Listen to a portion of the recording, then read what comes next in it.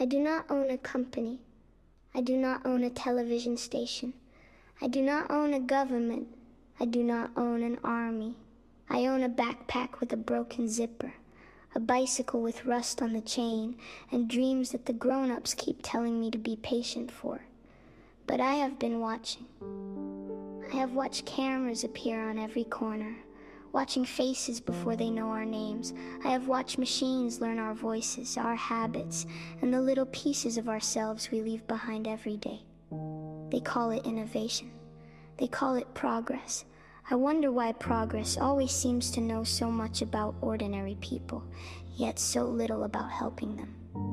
I have watched the richest people in the world build fortunes so large they could feed cities, shelter families, and heal communities, while millions wonder whether they can afford medicine, groceries, or a place to sleep.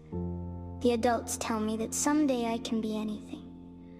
But I look around and ask, anything? For whom?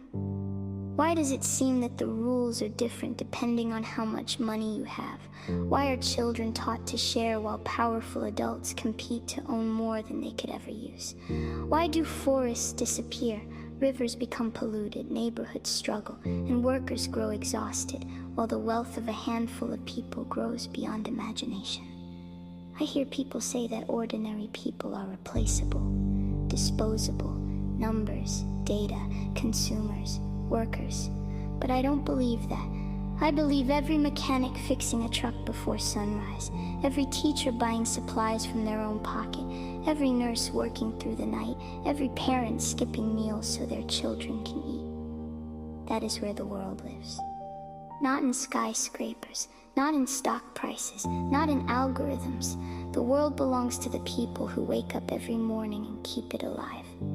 If technology is powerful, then let it protect freedom instead of shrinking it. If wealth is powerful, then let it build communities instead of walls.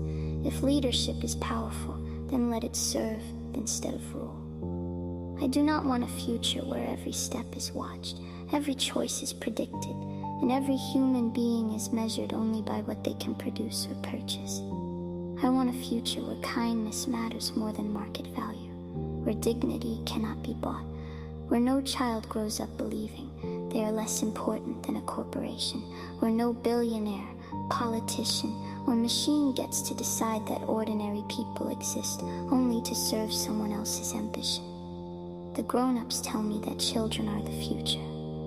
Then perhaps they should listen to us, because we have not yet learned to confuse wealth with wisdom. We have not yet learned to mistake fear for security. We have not yet learned to believe that power is the same thing as greatness. The future should not belong to those who possess the most. It should belong to those who protect the most. Not the loudest voices, not the richest names, but the millions of ordinary people whose quiet courage keeps the world turning. I am only a child, but someday this world will belong to my generation. Please leave us one where freedom is still worth inheriting. We are the children of Thomas Paine.